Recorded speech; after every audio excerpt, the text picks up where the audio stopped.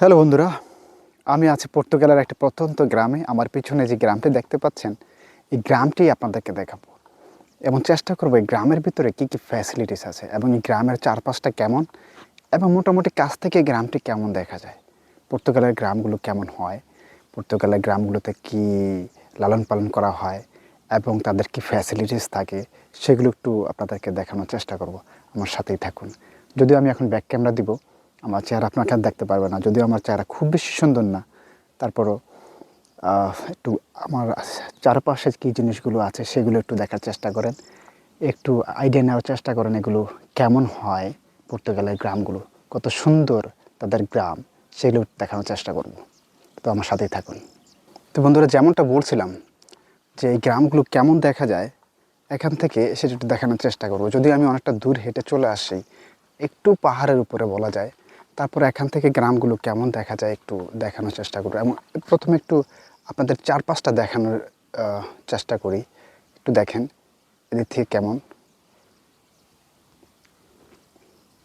এই যে জমিগুলো দেখতেছেন এগুলো কিন্তু ফসলি জমি, যদিও এই জমিটাতে চাষ হয়নি, কিন্তু অন্যান্য জমিগুলো যদি আমি একটু দূরে যাই, ওই যে গাছগুলো দেখা যায় এর আশেপাশে সবগুলো কিন্তু চাষ করা এবং ম্যাক্সিমাম দেখা যায় যে তিল, তারপরে হচ্ছে বিভিন্ন বাদাম, অলিভ, তারপরে হচ্ছে গম, এগুলোই চাষ করা হয় মূলত। এবং যদি আরেকটু দূরে যাই তাহলে দেখতে পারবো ওয়াটারমেলন, তারপরে আমাদের কি বলা হয়, যেগুলো বলা হয় বাঙ্গি, তো এই ধরনের চাষাবাদ ওখানেও করা হয় এবং তারা অনেক পশু পালন করে। আমি আপনাদেরকে দেখাবো একটু পরে এবং চেষ্টা করবো এখানে কি কি আছে সেগুলো একটু দেখানোর। আপনারা আমার সাথেই থাকুন এবং গ্রামটা দেখার চেষ্টা করুন। এখান থেকে গ্রামটা কীরকম দেখা যায়, কত সুন্দর পরিচ্ছন্ন এবং পরিকল্পিত একটি গ্রামও হতে পারে, সেটা আসলে পর্তুগালে না আসলে দেখা যায় না। তো অনেকেই বলবে হয়তো পর্তুগালের অনেক ব্যাড সাইড আছে, কিন্তু পর্তুগালের কিছু পজিটিভ সাইডও আছে। তো আমি পজিটিভ সাইডগুলো দেখানোর চেষ্টা করবো। সবাই তো নেগেটিভ সাইডগুলো দেখায়, নেগেটিভগুলো দেখাবো, যেগুলো নেগেটিভ সেগুলো দেখাতে হবে। কিন্তু কত সুন্দর পরিকল্পিত একটি গ্রাম, দেখলে চোখ জুড়ায় যায়, তাই না? দেখেন কত সুন্দর একটা গ্রাম, একটু আশপাশটা দেখেন কত সুন্দর।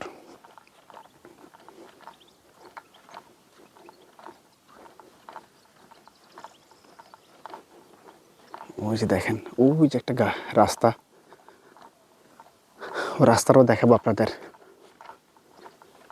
আমি এখন একটু নিচে নামছি, কেন রাস্তাটা একটু ঢালু। কত সুন্দর একটা গ্রাম, তাই না? তো দেখেন, এবং এই গ্রামটি কিন্তু খুব বেশি বড় না। আপনারা হয়তো মনে করতে পারেন যে ওই পিছনে পিছনে আরও অনেক আছে, কিন্তু যে লাস্ট যে দেখা যায় এরপরে হয়তো বা আর বেশি কয়েকটা বাড়ি হবে না, মোস্ট প্রবাবলি 40 থেকে 50টার মতো বাড়ি হবে এর পিছনে। যতটুকু আপনি দেখতে পাচ্ছেন টপ, তার পিছনে হয়তো 40 থেকে 50টা বাড়ি হতে পারে। আমি যদি ওই পাশটা থেকে দেখাতে পারতাম আপনাদেরকে তাহলে হয়তো বা বুঝতে পারতেন। এগুলো তো একটু প্রাইভেট প্রপার্টি, নয়তো আমি এদিক থেকে গেলে হয়তো বা আপনাদেরকে দেখাতে পারতাম পুরা এই গ্রামটার চারদিক ঘুরে দেখাতে পারতাম, কিন্তু এই দিকটা থেকে দেওয়া সম্ভব না। তাহলে আপনারা একটা টপ থেকে একটা ভিউ পেতে পারতেন।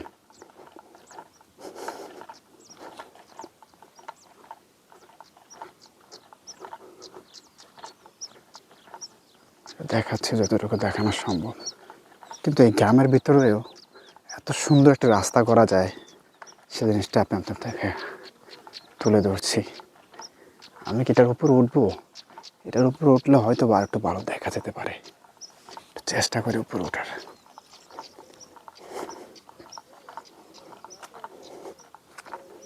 দেখি কেমন দেখা যায়, একটু চেষ্টা করি উপরে ওঠার। উপর থেকে হয়তো বা আর একটু ভালো দেখা যেতে পারে। এই পাহাড়টার উপরে উঠি, ছোটোখাটো পাহাড়।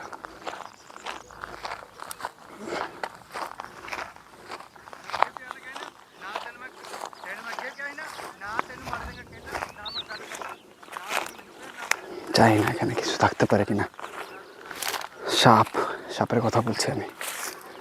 এই দেখেন মোটামুটি এখান থেকে কেমন দেখা যায় শহরটা, গ্রামটা, নট শহর, গ্রামটা এখান থেকে কেমন দেখা যায় এক পলক দেখে নিই আপনারা।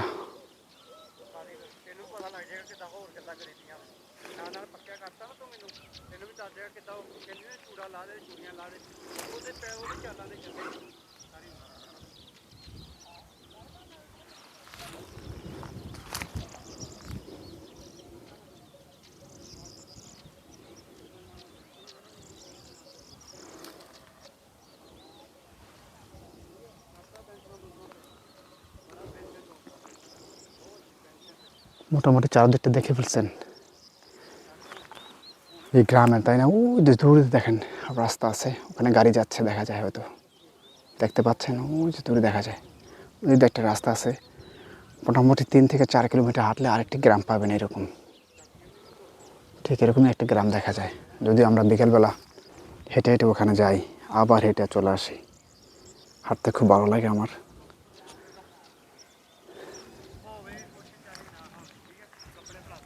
তো আজকে এই পর্যন্তই, আপনাদেরকে দেখালাম গ্রামগুলো কেমন হয়, দূর থেকে দেখতে কেমন লাগে। এখন পরবর্তী ভিডিওগুলো হয়তো আপনারা দেখতে পারবেন যে কাছ থেকে গ্রামগুলো কেমন দেখা যায়। ওই যে দেখেন, আমি আপনাদেরকে বলছিলাম না যে গ্রামটা খুব বেশি বড় না, ওই যে দূরে দেখতে পাচ্ছেন ওই যে ওখানে গাছ, মানে ওখানে কিন্তু শেষ গ্রামটা। মানে এই পাশ থেকে যদি আমি শুরু করি তাহলে ওই পাশটা শেষ বলা যায়।